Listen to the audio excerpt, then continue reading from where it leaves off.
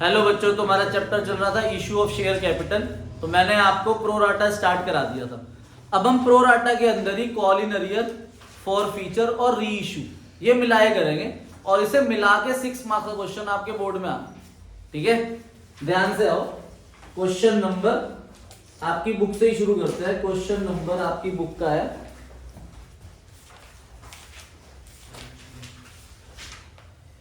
ठीक है, question number 102।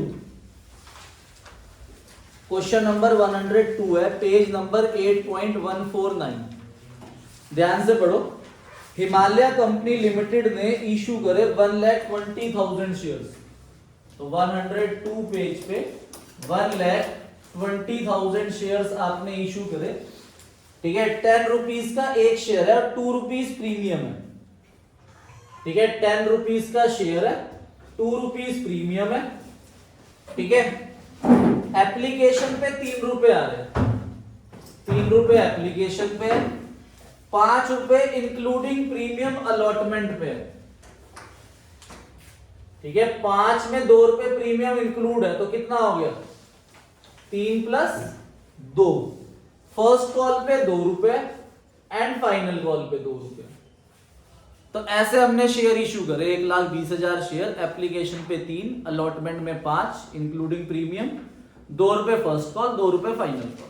अब प्रोराटा किसका टॉपिक था? ओवर सब्सक्रिप्शन का। मतलब अब हमें ज्यादा एप्लीकेशन रिसीव होगी।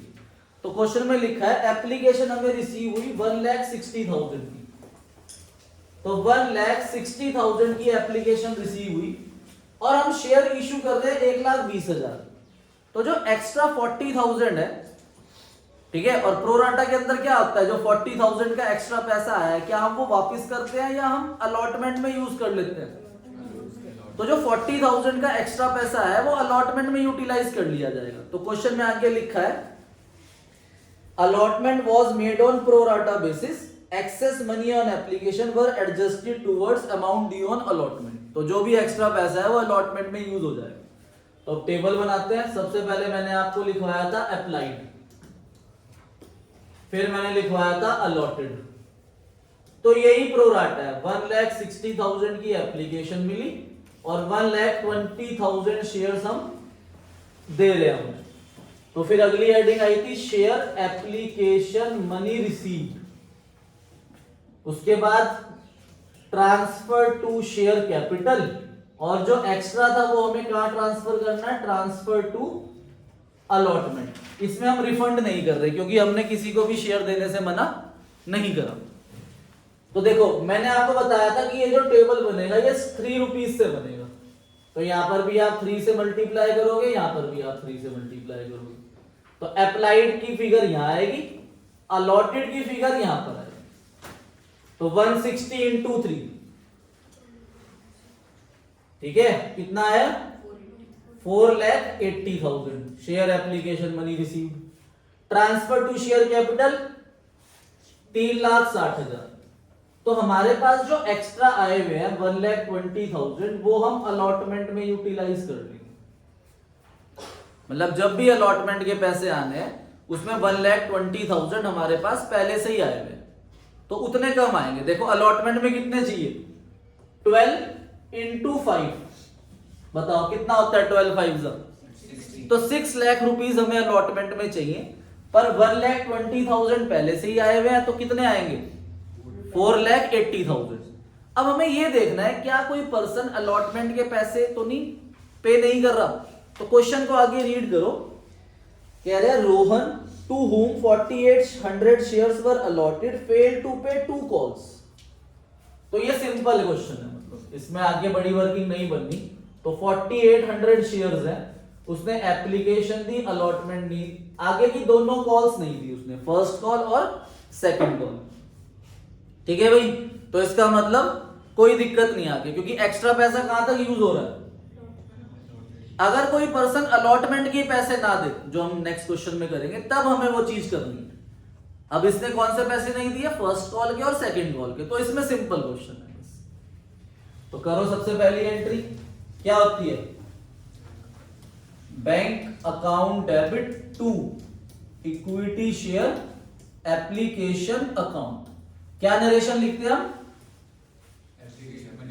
तो ये देखो एप्लीकेशन मनी रिसीव्ड, तो 4,80,000, 4,80,000 एप्लीकेशन मनी रिसीव्ड। दूसरी एंट्री क्या होती है?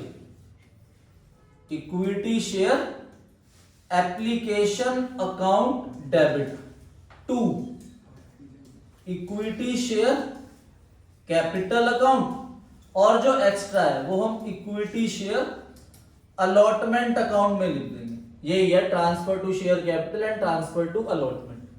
तो 4,80,000 रुपीज आपको रिसीव हुए, जिसमें शेयर कैपिटल में चले गए 3,60,000 एंड 1,20,000 हम शेयर अलॉटमेंट में रख देंगे। ठीक है भाई। अब आगे वाला क्वेश्चन इस 1,20,000 से चले।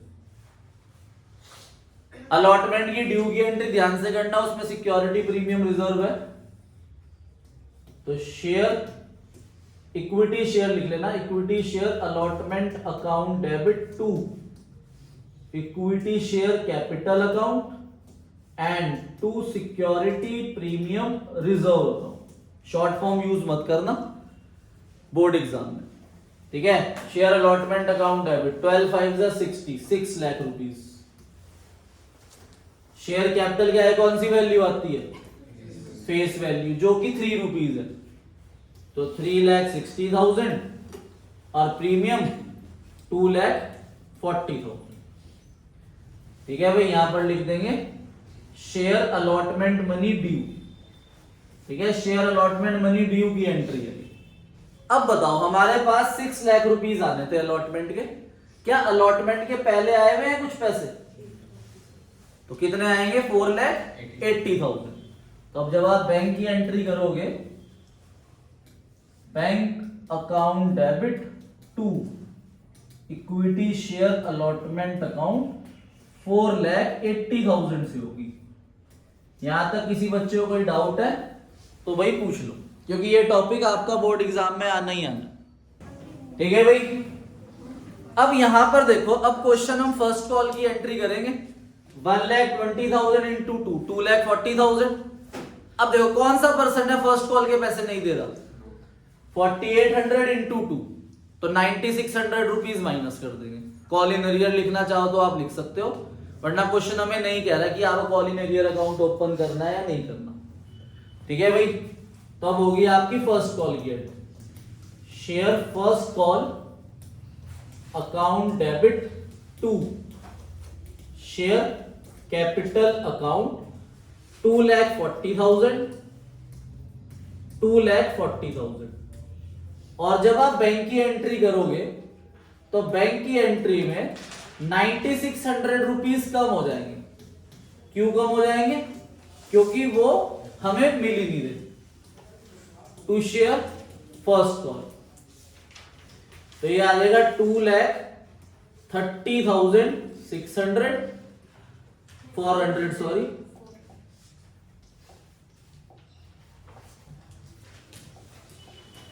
2,30,400 9,600 और यहां पर आएगा 2,40,000। ये आए हमारे पास फर्स्ट कॉल के पैसे। हमेशा जो भी पैसा कम होगा या ज्यादा होगा वो बैंक वाली एंट्री में होगा। देखो यहां पर भी बैंक वाली एंट्री में हुआ, फर्स्ट कॉल में भी बैंक वाली एंट्री में होगा। अब सेकंड कॉल में भी आप 120 इंटू 2 240 मांगोगे, सेम लिखना, बस यहाँ पे share second and final call लिख देना। फिर bank account debit 2,30,400, call in arrear account debit 9,600 to share second and final call 2,40,000। ये दो एंट्री सेम हो जाएगी आपकी दोबारा सेम अमाउंट से, बस फर्स्ट कॉल की जगह आपको सेकंड एंड फाइनल कॉल लिखना है। ये 4 एंट्री करो। फिर हम शेयर फॉरफिट करेंगे। फॉरफीचर की एंट्री आप लोगों को आती है।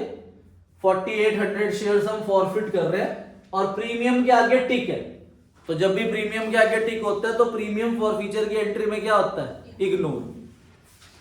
तो share capital account debit to share forfeiture account and to call in arrear account. तो ये फॉरफीचर की एंट्री होगी आपकी 4,800 से। और शेयर कैपिटल की कौन सी वैल्यू आती है? टिक प्लस क्रॉस की फेस वैल्यू या फिर कॉल्ड अप वैल्यू। पूरे 10 रुपीज मांगे आपने, तो 4800 इंटू 10 कितना हो गया? 48,000। फॉर फीचर क्या आगे आता है? टिक या पेड अप वैल्यू जो उसने पे करी है। तो 4800 इंटू 6, तो 4800 इंटू 6 यहां पर आ जाएगा, और कॉल इन एरियर 4800 इंटू 4 19,200 यहां पर आ जाएगा। 4800 इंटू 6 करके आप 28,800 आ जाएगा आपका शेयर फॉर फीचर के आगे। 28,800। ठीक है भाई। देखो अब रीइश्यू की एंट्री क्या होती है, याद है? Bank account debit to share capital account, ये रीइश्यू की एंट्री होती है। तो रीइश्यू की एंट्री हो जाएगी bank account debit to share capital account. अब हमारा जो शेयर है उसकी फेस वैल्यू कितनी है, और आप जो रीइश्यू कर रहे हो ना वो 7 रुपीज में कर रहे हो, मतलब आप 10 रुपीज से कम पे रीइश्यू कर रहे हो। तो ये आपने रीइश्यू किस पे किया? डिस्काउंट पे। तो डिस्काउंट को हम फॉर रीइश्यू की एंट्री में share forfeiture account debit लिखते हैं, मतलब 3 रुपीज का डिस्काउंट। ठीक है भाई। तो बैंक के आगे क्या आएगा? 4800 इंटू 7। ठीक है भाई, आपने 7 रुपीज में रीइश्यू करा, 4800 इंटू 7 33,600। तो ये आ जाएगा 33,600। ठीक है। शेयर फॉर फीचर के आगे क्या आएगा? 4800 इंटू 3 रुपीज डिस्काउंट है, 14,400। और शेयर कैपिटल क्या है? कौन सी वैल्यू? Face value 48,000। तो मैंने आपको बताया था जब भी रीइश्यू की एंट्री होगी तो उसके साथ एक कॉम्प्लीमेंट्री एंट्री होती है। रिया बता सकते हो क्या होती है? हाँ, एंट्री क्या होती है? Share forfeiture account debit to capital reserve, इससे होती है। देखो कितना है फॉर फीचर का पैसा? 28,800 में से यहां पर कितना आ गया? 14,400। तो बाकी जो बचा वो 14,400 ही बचा, उसे हम कहां ट्रांसफर करेंगे? कैपिटल रिजर्व में। तो एक एंट्री और हो जाएगी आपकी, share forfeiture account debit to capital reserve account 14,400। तो ये क्वेश्चन आपका 6 मार्क्स का एग्जाम में आ सकता है। ठीक है, नोट करो इसे, फिर एक और करेंगे क्वेश्चन। देखो इस क्वेश्चन के अंदर प्रोराटा था, मतलब एक्स्ट्रा पैसा अलॉटमेंट में यूज हो रहा था, ये था प्रोराटा। ठीक है, पर कोई भी पर्सन अलॉटमेंट के पैसे पे करने से मना नहीं कर रहा था। अब इससे थोड़ी बड़ी वर्किंग तब बनेगी, देखो प्रोराटा मतलब एक्स्ट्रा पैसा कहां तक यूज हो रहा है? अलॉटमेंट तक। और अब अलॉटमेंट में ही एक पर्सन पैसे नहीं देगा, वो 104 क्वेश्चन में है, तो उसके अंदर थोड़ी वर्किंग और एक्स्ट्रा बनेगी। तो ध्यान से पढ़ते हैं क्वेश्चन नंबर 104। ठीक है, ये 2019 सीबीएसई सैंपल पेपर में आया था, जो ऑनलाइन सैंपल पेपर डालती है ना सीबीएसई, अभी भी डाला हुआ है, उसमें आया था क्वेश्चन नंबर 104 2019 के। तो सारे गामा लिमिटेड ने इनवाइट करे 80,000 शेयर्स। ठीक है भाई, तो लिख लो भाई क्वेश्चन नंबर 104, 80,000 शेयर्स आपने इशू करे।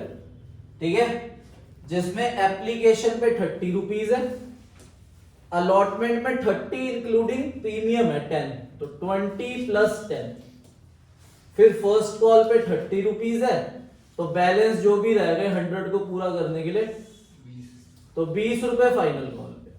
ठीक है, application, allotment, first call, final call. ठीक है भाई, अब आपको एप्लीकेशन 1,20,000 शेयर की मिल रही है। देखो भाई कितनी एक्स्ट्रा है? 40,000। तो 40,000 का जो पैसा है वो हम वापस करेंगे या यूटिलाइज कर लेंगे अलॉटमेंट में? बताओ बुशरा। यूटिलाइज कर लेंगे। तो वो एक्स्ट्रा पैसा ढूंढते हैं, पहले हम टेबल बना।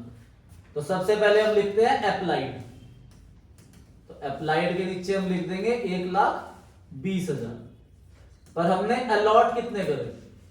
अलॉटेड करे हमने 80,000। ठीक है भाई। फिर अगली एंट्री क्या होती है, शेयर एप्लीकेशन मनी रिसीव्ड। फिर जो एक्स्ट्रा होगा वो हम ट्रांसफर करते हैं शेयर कैपिटल में, और जो एक्स्ट्रा हो जाए वो हम ट्रांसफर कर देते हैं टू अलॉटमेंट में। जैसा कि बुशरा जी ने बताया कि प्रोराटा का मतलब क्या होता है, जो भी एक्स्ट्रा पैसा है वो हम अलॉटमेंट में यूज कर लेंगे। तो अब इन ये नंबर ऑफ शेयर्स है और ये टेबल बनता है इस 30 रुपीज से। तो यहां पर भी आप 30 से मल्टीप्लाई करोगे, यहां पर भी। तो पहले 1,20,000 को 30 से मल्टीप्लाई करोगे, फिर 80 को 30 से मल्टीप्लाई करोगे, और जो एक्स्ट्रा है वो अलॉटमेंट में लिख दोगे। तो 12 3 36 लाख। तो 36 लाख रुपीस आपको एप्लीकेशन पे रिसीव हो रहे हैं। अब चाहिए कितने, 24 लाख। तो अब बताओ कितने एक्स्ट्रा है,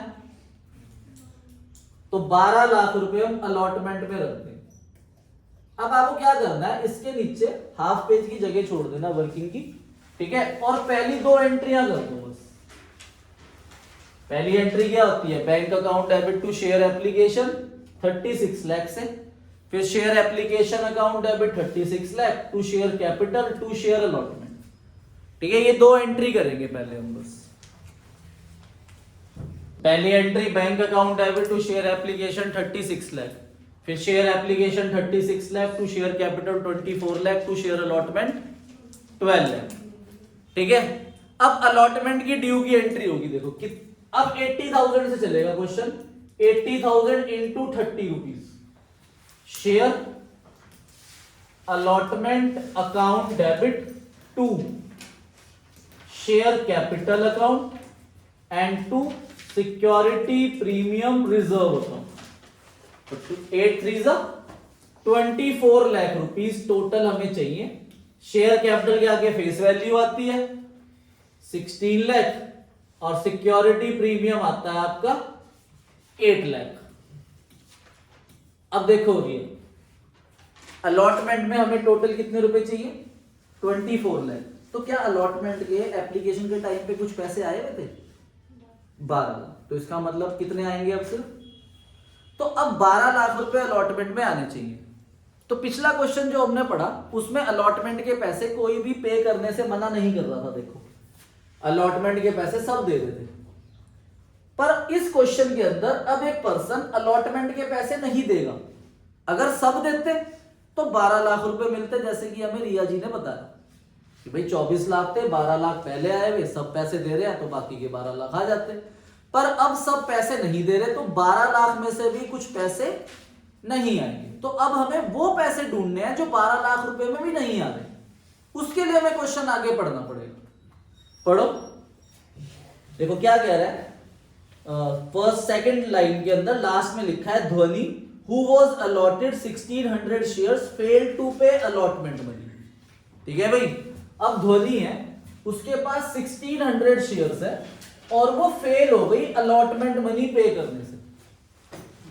अब रिया क्या सोचेगी, रिया सोचेगी भाई 1600 इंटू 3 4800 रुपीज नहीं आए, 48,000, तो 12 लाख में से 48,000 माइनस हो जाएंगे। पर ऐसा नहीं, क्योंकि अलॉटेड जो शेयर है ना वो कम है और अप्लाइड शेयर ज्यादा है। तो इसका मतलब जो ध्वनि है जिसने 1600 शेयर जिसे हमने अलॉट करे, उसने अप्लाई तो ज्यादा करे होंगे ना।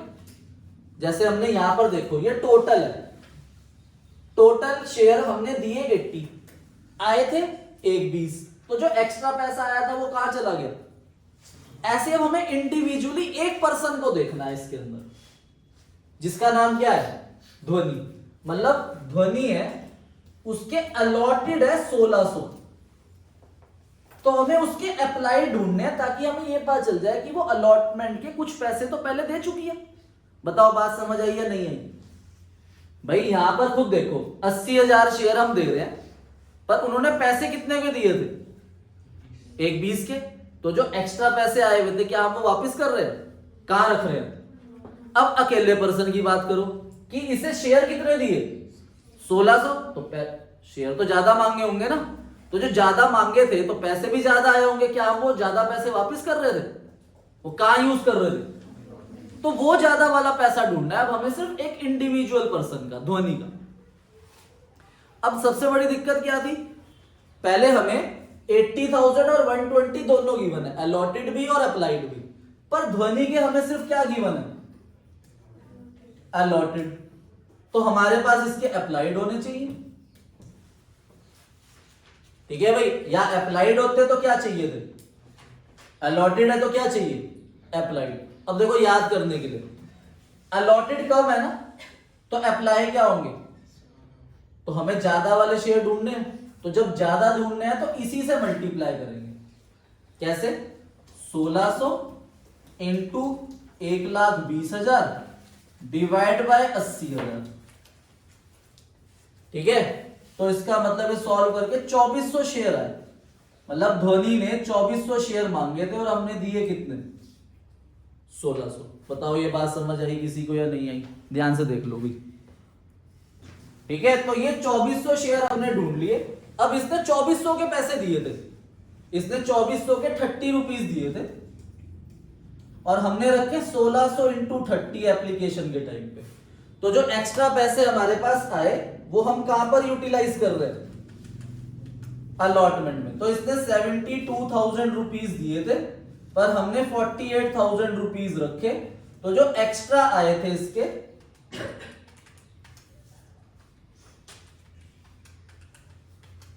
24,000 रुपीज जो एक्स्ट्रा है ये हम कहां यूटिलाइज कर रहे हैं, यूटिलाइज इन अलॉटमेंट, ठीक है। और ये पर्सन अलॉटमेंट के पैसे ही नहीं दे रहा, तो इसने अलॉटमेंट के देने कितने थे, 1600 इंटू 30 48,000 और पहले कितने आए हुए 24,000। तो इस पर्सन ने 24,000 रुपए पे नहीं करे, नॉट पेड इन अलॉटमेंट। तो इसने अलॉटमेंट में 24,000 रुपए नहीं दिए। तो जो हमारे पास अलॉटमेंट के 24 लाख आने थे, उस 24 लाख में से 12 लाख पहले ही आ चुके हैं। उस 12 लाख जो बचे हुए आने थे उसमें ध्वनि ने कितने पैसे नहीं दिए, और हम कहां सोच रहे थे 1600 इंटू 30 48,000, ठीक है। एक्चुअल में वो 48,000 नहीं मारे इसने, 24 तो ये पहले ही दे चुकी थी, तो इसलिए इसने कितने पैसे नहीं पे करे, 24,000। तो अब इसी के नीचे आप लिखोगे calculation of allotment money received, total आने थे आपके पास 80,000 इंटू 30 24 लाख। ऑलरेडी जो आए हुए हैं वो आए हुए हैं 12 लाख रुपए, तो 12 लाख रुपीज हमें रिसीव होते। उस 12 लाख रुपीज में से ध्वनि ने, जिसे हम कॉल इन अरियर बोलते हैं, वो 24,000 रुपए पे नहीं करे, तो हमारे पास 11,76,000 रुपीज रिसीव होंगे बैंक वाली एंट्री में, bank account debit to share allotment. तो इस अमाउंट से आपकी बैंक वाली एंट्री होगी, ठीक है। Bank account debit 11,76,000, call in arrear account debit 24,000 to share allotment account 12 lakh, ठीक है। 12 लाख रुपीज आपके अलॉटमेंट में आने थे, जिसमें 12 लाख पहले आ चुके थे, वरना 24 लाख आते। तो 12 पहले माइनस करके 24,000 जो ध्वनि ने नहीं दिया, तो 11,76,000 रुपीज है, ठीक है भाई। अभी भी क्वेश्चन यहां पर खत्म नहीं होता है। अब हम कौन से पैसे मांगेंगे, फर्स्ट कॉल के। तो जब फर्स्ट कॉल के पैसे मांग रहे हैं तो वहां पर एक पर्सन हो रहा है, उसके लिए हमें यह करने की जरूरत नहीं है। क्यों, क्योंकि एक्स्ट्रा पैसा कहां तक आ रहा था, अगर एक्स्ट्रा पैसा अलॉटमेंट तक आ रहा है और कोई पर्सन अलॉटमेंट के ही पैसे नहीं दे रहा, तब हमें यह चीज करनी है। फर्स्ट कॉल तक तो एक्स्ट्रा पैसा गया ही नहीं, इसलिए फर्स्ट कॉल तो सारे के सारे पैसे मरेंगे। पढ़ो आगे, जब क्या लिखा है, Sargam who applied 6,000 share did not pay first call, ठीक है। These share were forfeited immediately after first call. अब सरगम के 6,000 अलॉटेड गिवन है या अप्लाइड गिवन है, बताओ रिया। अप्लाइड। और जो क्वेश्चन चलता है वो किससे चलता है? अलॉटेड से। क्वेश्चन अलॉटेड से चलता है। देखो यहीं पर भी देखो सामने, आपने कितने शेयर इशू करे थे? 80। अप्लाई कितने हुए? 1/20। तो 1/20 अप्लाई हुए पर अलॉट कितने करे? तो क्वेश्चन पूरा 80 से ही चल रहा है, इसलिए क्वेश्चन हमेशा अलॉटेड से चलता था। बस हमें पता होना चाहिए कि अप्लाइड क्या है, अलॉटेड क्या है, इसलिए हमारे पास यहाँ अलॉटेड था। अब बच्चा बोलेगा सर जब क्वेश्चन अलॉटेड से चलना था, अब इसके अंदर 1600 ध्वनि के अलॉटेड गिवन है, तो हमने अप्लाइड क्यों निकाले? ठीक है, अप्लाइड भी हमें पता होना चाहिए क्योंकि वो यूटिलाइज होता है, पर जर्नल एंट्री करते हुए अलॉटेड चाहिए होता है। तो अलॉटेड गिवन है क्या हमें उसके? नहीं, हमें उसके क्या गिवन है? अप्लाइड। मतलब इसके अंदर है वो शेयर। अब इसके अंदर है तो हमें किसे ढूंढना है? अलॉटेड को। तो अलॉटेड से मल्टीप्लाई करना पड़ेगा। देखो पिछले में अलॉटेड गिवन थे तो क्या निकालना था? अप्लाइड। तो अप्लाइड से मल्टीप्लाई करा था। अब हमें अप्लाइड गिवन है तो क्या निकालना है? तो अलॉटेड से मल्टीप्लाई करेंगे। तो जरा निकालना, देखो साइड में करके निकाल लो।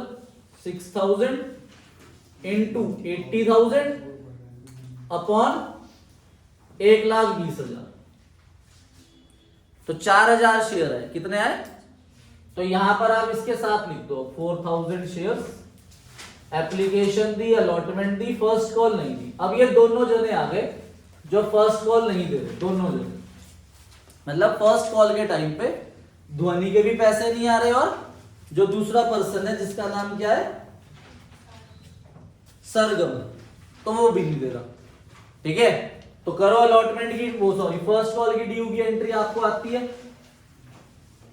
80,000 into 3 share first call account debit to share capital 24 lakh 24 lakh. ठीक है, ड्यू की एंट्री यहां पे हो जाएगी share first call account debit to share capital account 24 lakh से होगी। ठीक है, फर्स्ट कॉल में हमें 24 लाख शेयर, 24 लाख रुपए चाहिए। अब बताओ कितने परसेंट नहीं दे रहे फर्स्ट कॉल के पैसे? 1600 और 4000, टोटल कितने हो गए? 5600। तो 5600 इंटू 30 रुपीज हम माइनस कर देंगे। तो 5600 इंटू 30, तो 1,68,000 रुपीज कम हो जाएंगे आपके 24 लाख में से। तो अब बैंक वाली एंट्री होगी आपकी bank account debit call in arrear account debit to share first call account. देखो फर्स्ट कॉल में 24 लाख रुपीस चाहिए। कितने चाहिए? 24 लाख। और 2% पैसे नहीं दे रहे। ठीक है, यहां मैं लिख रहा हूं 5600 इंटू 30 रुपीज, तो 1,68,000 रुपीज हमें रिसीव नहीं हुए। तो 24 लाख में से हम 1,68,000 माइनस कर देंगे, तो 22,32,000 रुपीज हमें बैंक में रिसीव हुआ। बता दो भाई, कोई डाउट है तो यहां तक। पहले सिर्फ एक पर्सन था 1600 वाला जो पैसे नहीं दे रहा था। फर्स्ट कॉल के टाइम पे 2 जने हो गए। ठीक है, ध्वनि भी हो गई और सरगम भी हो गए। तो इन दोनों ने मिलकर अब प्लान बनाया कि हम फर्स्ट कॉल के पैसे नहीं देते, पर कंपनी पहले ही प्लान बना चुकी है। कंपनी ने कहा ठीक है तुम फर्स्ट कॉल के पैसे नहीं दे रहे, तो कंपनी अब इन दोनों के शेयर ही फॉरफिट कर रही है। अब कंपनी इन दोनों के शेयर क्या कर रही है? फॉरफिट। तो फॉरफीचर की एंट्री अब होगी इसके बाद। ठीक है भाई, अब जरा ध्यान से देखना, जो ध्वनि है उसके प्रीमियम के आगे क्या है? क्रॉस। पर जो सरगम है उसके प्रीमियम के आगे क्या है? टिक। मतलब एक में प्रीमियम रिसीव हो गया और एक में प्रीमियम रिसीव नहीं हुआ। तो जिसमें प्रीमियम रिसीव नहीं होता उसमें हम सिक्योरिटी प्रीमियम को डेबिट करते हैं, और जिसमें प्रीमियम रिसीव हो जाता है उसमें सिक्योरिटी प्रीमियम को डेबिट नहीं करते। तो अब हमें ध्यान रखना है।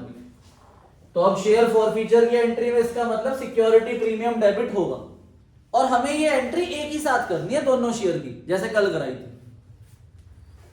तो share capital account debit security premium reserve account debit to share forfeiture account and to call in arrear account.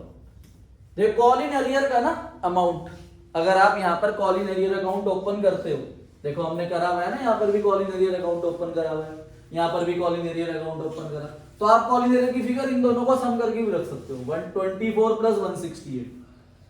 ठीक है, पर कंसेप्ट की अगर अकॉर्डिंगली जाए तो बताओ शेयर कैपिटल क्या है, कौन सी वैल्यू आती है? फॉर फ्यूचर के टाइम पे याद रखना, शेयर कैपिटल है कौन सी वैल्यू आती है, याद कराया था एक वर्ड, कॉल्ड अप वैल्यू। कौन सी वैल्यू? अब खुद बताओ कि क्या हमने इन सब से फाइनल कॉल के पैसे मांगे? नहीं ना, तो इसका मतलब पूरे 100 रुपीज तो नहीं आएंगे शेयर कैपिटल के आगे।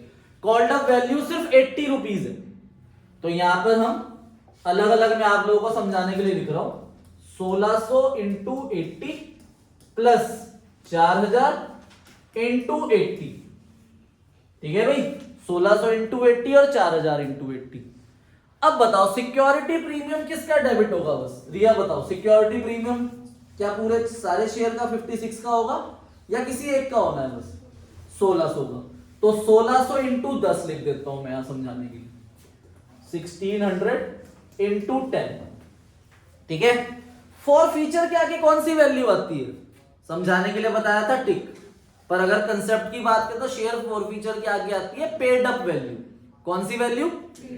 अब ये आपको ध्यान रखना है, इधर देखो भाई, जो 1600 शेयर है इनकी पेड अप वैल्यू अगर हम यहां पर देखते हैं तो 1600 इंटू 30 रुपए कितनी है? 1600 इंटू 30। पर यहां क्वेश्चन गलत हो जाएगा, क्योंकि 1600 की हमने ये वर्किंग बनाई हुई थी और इसने 1600 इंटू 30 रुपए नहीं दिए थे, इसने 2400 इंटू 30 रुपए दिए थे। तो आपको यह ध्यान रखना है कि जब भी कोई ऐसा वर्किंग बन रहा है और फॉर फ्यूचर इसके शेयर हो रहे हैं तो इसकी पेड अप वैल्यू 72,000 है, ना कि 1600 इंटू 3 48,000। आई बात समझ में? तो यहां पर 1600 शेयर की paid up value for future में आ गई 48,000। और कॉल इन अरियर जो पैसा इसने पे नहीं करा, देखो ये लिखा है नॉट पेड इन अलॉटमेंट, कितना पे नहीं करा? 24,000। और फर्स्ट कॉल पे इसने कितना पे नहीं करा था? 1600 इंटू 3 48,000। तो यहां पर आप लिखोगे जो इसने पैसा पे नहीं करा 24,000 और फर्स्ट कॉल के 48,000। फॉर फ्यूचर में अच्छा ये नहीं, अभी ये मैंने सिर्फ 1600 के लिखे हैं, हाँ यहाँ पर 72 आएगा, सॉरी 72 बोला था, लिख 48 दिया, 72,000 शेयर्स अमाउंट आएगा यहाँ फॉर फ्यूचर के आगे। ठीक है, अभी पूरा कर दो फिर दोबारा समझा दूंगा। तो 72,000 शेयर वो जो पैसा उसने पे करा पेड अप, और कॉल इन अरियर जो उसने पे नहीं करा, अलॉटमेंट में उसने 24,000 नहीं दिया और फर्स्ट कॉल में 1600 इंटू 3 48,000 नहीं दिया। इसी के लिए थी बस, जो आपको याद रखनी है, जिसकी बड़ी वर्किंग बनेगी। अब आ जाओ जिसके शेयर फॉरफिट हो रहे हैं 4,000, इसका प्रीमियम के आगे क्या है? प्रीमियम तो नहीं आएगा। अब आपको पता है फॉर फ्यूचर क्या है, कौन सी वैल्यू आती है बताओ? Paid up value. तो उसने जो पेड करा है वो करा है 4,000 इंटू 50 रुपीज, तो 4,000 इंटू 50 कितना हो गया? 2 लाख रुपीज। और कॉल इन अरियर जो उसने पे नहीं करा, बताओ कितना पे नहीं करा उसने? 4,000 इंटू 30 कितना हो गया? 1,20,000। तो ये होगी आपकी फॉर फ्यूचर की एंट्री। ठीक है, ठीक है भाई, तो ये टोटल हो गया। ये 72,000 जो शेयर फॉर फ्यूचर का अमाउंट है, कितने शेयर का है बताओ? 1600 का। और ये 2 लाख कितने का शेयर का पैसा है? 4,000 शेयर। ये मैंने अलग अलग क्यों मेंशन करा, क्योंकि जब हम री इशू करते हैं तो ये पैसा कहां ट्रांसफर होता है? कैपिटल रिजर्व में। और उतने ही शेयर का पैसा कैपिटल रिजर्व में ट्रांसफर होता है जितने शेयर आपने री इशू करे। तो ध्यान से पढ़ो क्वेश्चन में, जो क्वेश्चन के आगे लिखा है कि 2,000 shares including all the shares of Dhoni were reissued to तरंग 95 पर शेयर 80 पेड अप। देखो 80 पेड अप ही थे ना, 80 मांगे थे, तो 80 पेड अप वाले आपने 95 में कर दिए। अच्छा 80 से ज्यादा में करें तो क्या डिस्काउंट में करें? तो प्रीमियम आए। तो आपने टोटल 2000 शेयर्स रीइश्यू करे, ठीक है, 95 रुपीज में। तो क्या होगी रीइश्यू की entry? Bank account debit to share capital account and to security premium reserve account. तो आपने 2000 शेयर्स 95 में रीइश्यू करे, तो 2000 इंटू 95 कितना होता है? 1,90,000, ठीक है। तो 1,90,000 आ गया। शेयर कैपिटल के आगे देखो यहां पर अब पेड अप वैल्यू आएगी 80 रुपीज, क्योंकि वहां लिख दिया 80 वाले थे शेयर। तो 2000 इंटू 80 1,60,000, और प्रीमियम कितना हो गया? 15। तो 30,000 रुपए सिक्योरिटी प्रीमियम हो गया। अब इसके साथ एक कॉम्प्लीमेंट्री एंट्री होती है, ठीक है, क्या होती है? Share forfeiture to capital reserve. तो share forfeiture account debit to capital reserve account, पर ये उन शेयर से होती है जितने शेयर आपने रीइश्यू करे, क्योंकि यहां पर जो आपके पास फॉर फीचर का पैसा 272 है, ये कितने शेयर का पैसा है? 56, पर रीइश्यू कितने हो रहे हैं सिर्फ? तो आपको उतने शेयर का पैसा ढूंढना है जितने शेयर रीइश्यू करे। इसलिए उन्होंने बताया हुआ है कि रीइश्यू के टाइम पे ये 1600 शेयर तो सारे हैं। अगर 2000 में 1600 ये हैं, तो बताओ इसमें से कितने होंगे? 400। तो इसके तो पूरे पैसे 72,000 यूज हो जाएंगे, पर इसमें से सिर्फ 400 शेयर का पैसा चाहिए। ये जो 2 लाख है, कितने शेयर का पैसा है? 4,000 का। तो 400 शेयर का कितना होगा? देखो 4,000 का 10% 400 होता है, ऐसे भी ढूंढ सकते हो, वरना डिवाइड करके ढूंढो। तो 2 लाख का 10% कितना हो गया? 20। तो टोटल कितना पैसा है? 92,000। और यहां पर फॉर फीचर कुछ आया नहीं, क्योंकि हमने डिस्काउंट पे रीइश्यू करे ही नहीं, हमने प्रीमियम पे रीइश्यू करे। तो 92,000 पूरा कहां ट्रांसफर हो जाएगा? Capital reserve. तो 92,000 रुपीज हमने कैपिटल रिजर्व में ट्रांसफर कर दिया। अभी बताता हूं, बस आपको यही क्वेश्चन 104 घर से होमवर्क में करके आना है, और एक इसका 105। तो 104 एंड 105 आपका होमवर्क है। उसके अलावा आपका होमवर्क है page number PE 22, question 17, 18, 19, 20, 23 and 24, ठीक है। ये पीई के क्वेश्चन है, पास्ट ईयर के, ये जरूर करने हैं आपको। एक मिनट बता सकते हो मुझे होमवर्क क्या क्या था?